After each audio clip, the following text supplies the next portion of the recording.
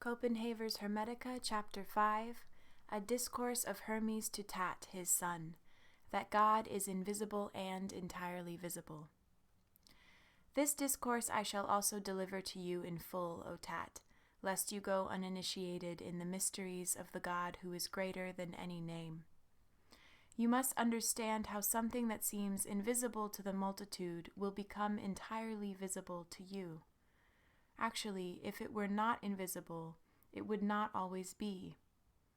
Everything seen has been begotten, because at some point it came to be seen. But the invisible always is, and because it always is, it does not need to come to be seen. Also, while remaining invisible because it always is, it makes all other things visible. The very entity that makes visibility does not make itself visible. What begets is not itself begotten. What presents images of everything is not present to the imagination. For there is imagination only of things begotten. Coming to be is nothing but imagination.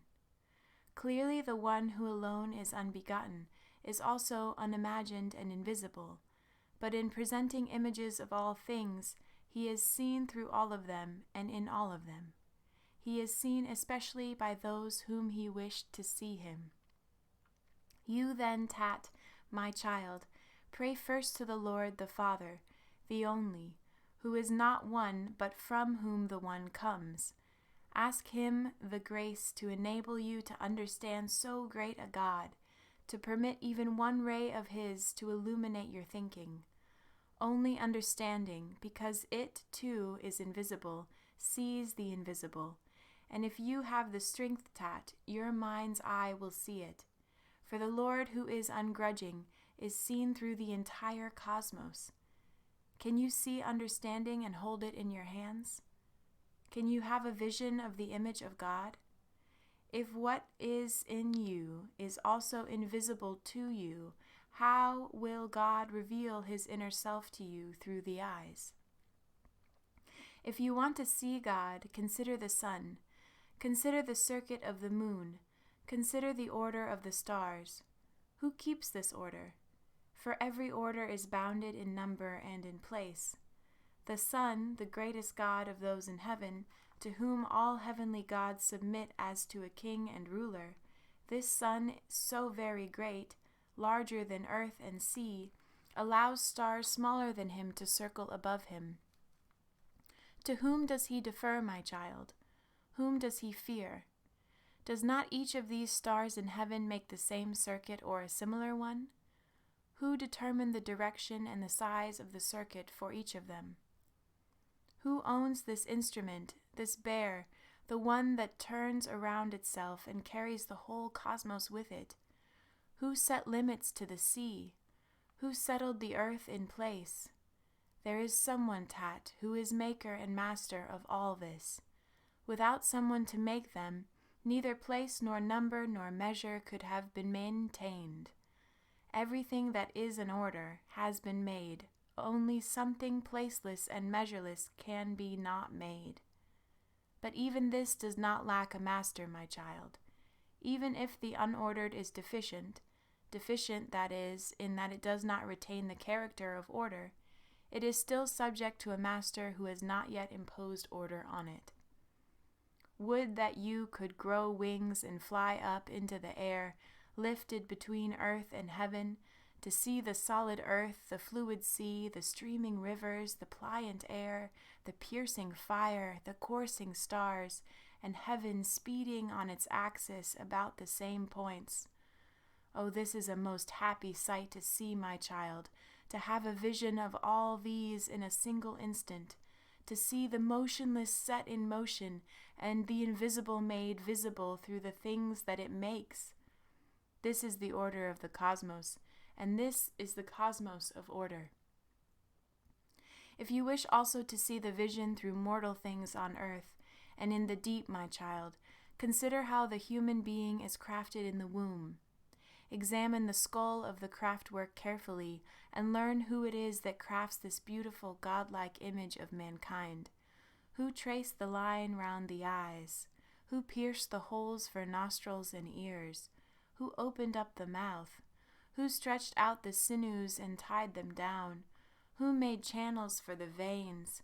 Who hardened the bones? Who drew skin over the flesh? Who parted the fingers? Who flattened the bottoms of the feet? Who cut passages for the pores? Who stretched out the spleen? Who made the heart in the form of a pyramid? Who joined the ribs together? Who flattened the liver? Who hollowed out the lungs? Who made the belly spacious? Who set the most honored parts in relief to make them visible, but hid the shameful parts away? See how many skills have been applied to that same single material, how many labors within the compass of a single work, all of them exquisite things, all finely measured, yet all different. Who made them all? What sort of mother or what sort of father, if not the invisible God, who crafted them all by his own will?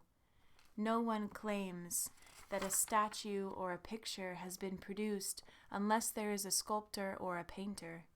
Has this craftwork been produced without a craftsman then? Oh, how full of blindness, how full of irreverence, how full of ignorance! Tat, my child, never deprive the craftworks of their craftsman, or rather he is stronger even than a name used of God. So great is the Father of all. Surely it is he alone whose work it is to be a father. If you force me to say something still more daring, it is his essence to be pregnant with all things and to make them.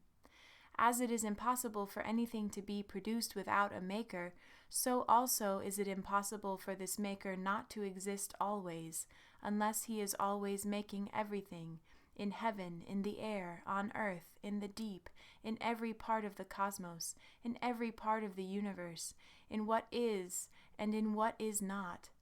For there is nothing in all the cosmos that he is not. He is himself the things that are and those that are not. Those that are he has made visible. Those that are not he holds within him. This is the God who is greater than any name. This is the God invisible and entirely visible. This God who is evident to the eyes may be seen in the mind. He is bodiless and many-bodied, or rather he is all-bodied. There is nothing that he is not, for he also is all that is, and this is why he has all names, because they are of one Father, and this is why he has no name, because he is Father of them all. Who may praise you, then, acting on your behalf or according to your purpose? And where shall I look to praise you? Above, below, within, without?